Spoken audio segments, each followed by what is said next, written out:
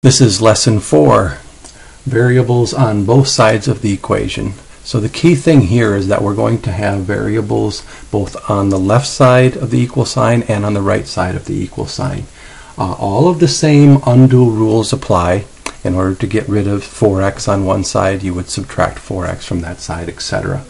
The goal is to move all of the variable to one side of the equation. It doesn't matter if the variable is on the left or the right, as we've noticed in some of the equations that we've solved already. But to move the variable to one side of the equation and then move the constant to the other. The constant, of course, being numbers. So you end up with, say, x equals 10 or whatever the case may be. So that's your goal. Variable on one side, constant on the other. So it makes these equations relatively simple. For example, in example number 1, we have the constant 8 plus the variable 4 times d equals the variable 5 times d. So we have the same variable on both sides of the equation, d. The general rule that I would suggest that you use is that you always eliminate the smaller variable first. The first thing I want you to do is go after the variable, because in a couple of problems we're going to have constant on both sides and variable on both sides. I would always attack the variable first, and I would always do it by removing the smaller variable. The reason for that is simple. If we were to subtract 5d, which would be perfectly okay in this case, it introduces two problems.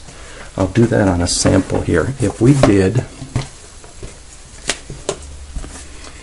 8 plus 4d equals 5d, if I subtract 5d from both sides of the equation,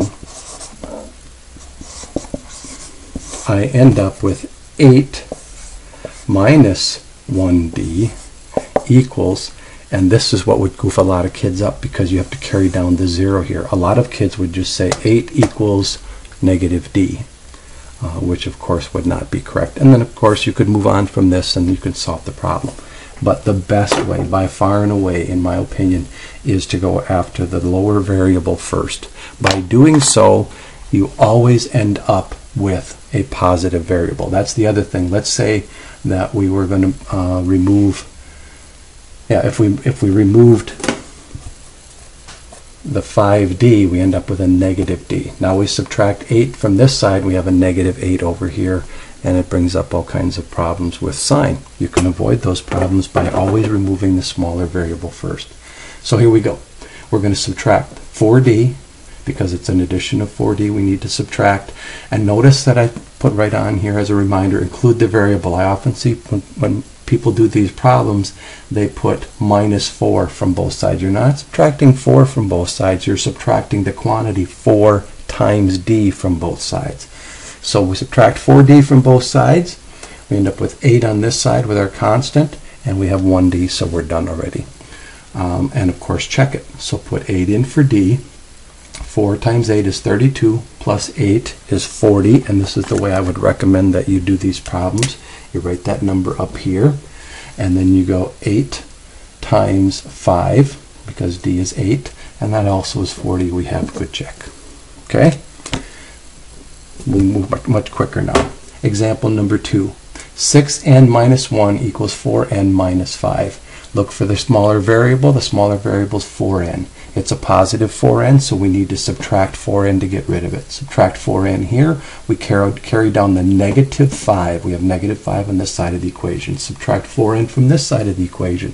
6n minus 4n is 2n, and we carry down the negative 1. Do not forget the signs when you're doing these types of problems. And now, of course, we're done with the variable. We've got it on one side, so now we want to get the constant to the other side of the equation. So the way to do that is to get rid of this subtracting of 1 by adding 1 to both sides. We end up with 2n equals negative 4, and now it becomes a problem that we're very much familiar with. We just divide both sides by 2, and we get n equals negative 2. Check your answer by putting the negative 2 in here. And we have 6 times negative 2 is negative 12, minus 1 is negative 13. 4 times negative 2 is negative 8, minus 5 is also negative 13. We have a check. Please press pause and do letters A and B. Example number 3. We have 50 plus 30s equals 250 plus 10s. Smaller variable, it's addition. Attack it by subtracting that same amount. Subtract 10s from both sides. This is now gone. We have 250 on this side. We bring down the 50, and 30s minus 10s is 20s. And it is positive, so we are adding it. We now need to get rid of the constant on this side. By doing that, this is a positive 50, so we need to subtract it to get rid of it. And we end up with 20s equals 250 minus 50, which is 200. Nice, easy math to do in the head here. We're going to divide both sides by 20. And we have 200 divided by 20 is 10. So we have s equals 10. Check that answer in your solution. Please press pause and do letter C. I will tell you that this is a challenging problem, but you're capable of it. Just keep using the exact rules as I've given them to you, and you will be able to do it, I'm confident. Otherwise, you can check your solution later. Example number 4. We have 2/3 x minus 1 equals 9 minus 1/6 x. The key here is we have different denominators for our fractions. So we need to end up with a common denominator because we're going to be adding or subtracting the variable. So we want to change 2/3 x into 4/6 x. Now we have a problem that we can easily do. We have 4/6 x and negative 1/6 x. The way to get rid of that, this is smaller. Negative x is smaller than positive x. So we're going to get rid of the negative one first, or the smaller one I should say. Add 1/6 x to both sides. This is gone. And we have 4/6 plus 1/6 is 5/6 x. Subtract the 1.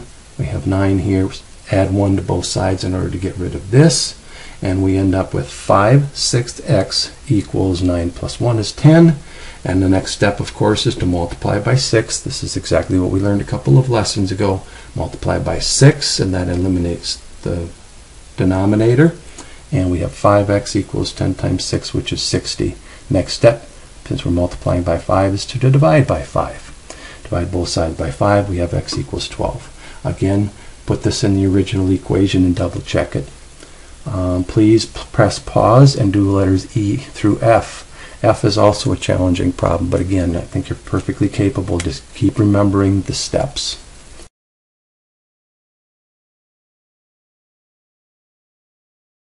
Here are your solutions to the letter problems for lesson number 4.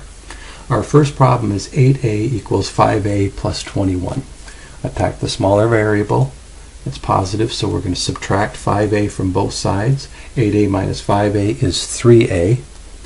And these two cancel each other out. 5a minus 5a is nothing, so we have 21. So we have 3a equals 21. Obvious step is to divide both sides by 3, and we have a equals 7. Check that in your original equation. 7 times 8 is 56. 5 times 7 is 35, plus 21 is indeed 56. So we have a good solution. Problem letter B. 3x minus 7 equals 8x plus 23. Lower variable is the 3x, so we subtract it since it's positive from both sides. Carry down the negative sign here. We have negative 7 equals 8x minus 3x. That's 5x plus 23. Obvious step is to get rid of the 23 because that's the variable or the constant on the variable side.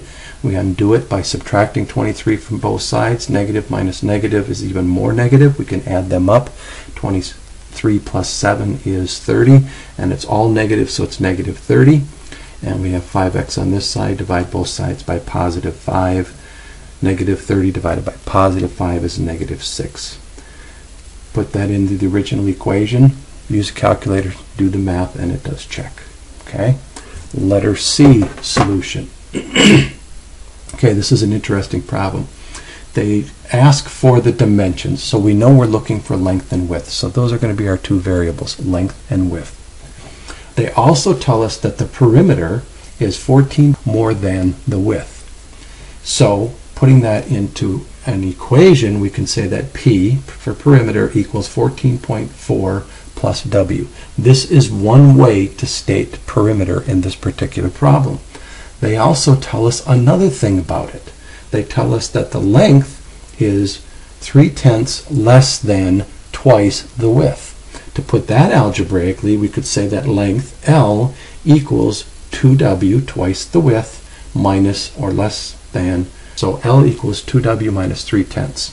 Okay, but now we still don't have this in a situation where we can have an equation where we have variables on both sides. So we could take a look at this a little bit and think it through. And we know another thing that we should know in 8th grade about math is that the perimeter is two lengths and two widths. Okay, so twice the width plus twice the length will give us the perimeter. So now we can focus on this. We can replace the two lengths with 2 times 2W minus 0.3, because we know that right here. One length is 2W minus 0.3. So if we take two of those, we can add those up and say that 2W and 2W is 4W, and subtract 3/10 twice would be like subtracting 0.6. Or you can take a look at this if you understand the distributive property and say that 2 times 2W is 4W, and 2 times negative 0.3 or 3/10 is negative 6/10. So now we can replace this, okay, with in this particular spot in the equation. So now we can say we know that the perimeter up here, perimeter is 14.4 plus W. We also know that the perimeter here is 2W plus 4W, because this right here can replace this, 4W minus 0.6. We now have W, W, and W, only one variable. Up here we had multiple variables, so we couldn't solve the problem yet. We only have one variable and some constants. We have variable and constant on both sides. So it's time to solve that equation. So taking that equation, we take 14.4 plus W equals 2W plus 4W minus 0.6. Well, the first thing we should do here, sometimes kids will look at a problem like this and they will subtract 2W from both sides, or subtract W. You don't want to do that yet. You want to combine these first, okay? So that you only have one variable on one side, one variable on the other side. Okay, and of course 4W plus 2W is obviously 6W. So now we have a little bit different equation here. Now we can look at the lower variable, which is 1W. Subtract W from both sides, we get 14.4 equals 6W minus 1W. If it helps you to put the 1W in there, by all means do it. 6W minus 1W is 5W and minus 6/10. Since we're subtracting 6/10, we need to get rid of this constant on this side of the variables. To do that, we need to add that same amount. Add 6/10 both sides. We have 14.4 plus 6/10 is, oops, I flipped sides here. Sorry to do that on you. We have 15, and then 5W is on the other side. Don't worry about doing this in this case. This is perfectly acceptable to flip them because most kids are more familiar with this. Divide both sides divided by 5, and we have W equals 3 feet. So now we know one thing. We know that the width is 3 feet. We were asked for the dimensions, which means we need to find out the length as well. Well, you remember back before we were given this equation that the length equals 2 times the width less 3/10. Remember that statement? So now, since we know the width, we can put that in. Length equals 2 times the width, which would be 6 minus 3/10. And 3/10 less than 6 would be 5.7. So we have a length of 5.7 feet and a width of 3 feet. And all I can say is, wow, I'm really kind of impressed if you managed to get this problem correct. If you did this problem in an alternate method, I would like you to talk to me about that, and perhaps we can have you shoot, or I can shoot a video to show it a different way. I'm really kind of surprised that they put a problem this challenging in the practice problems.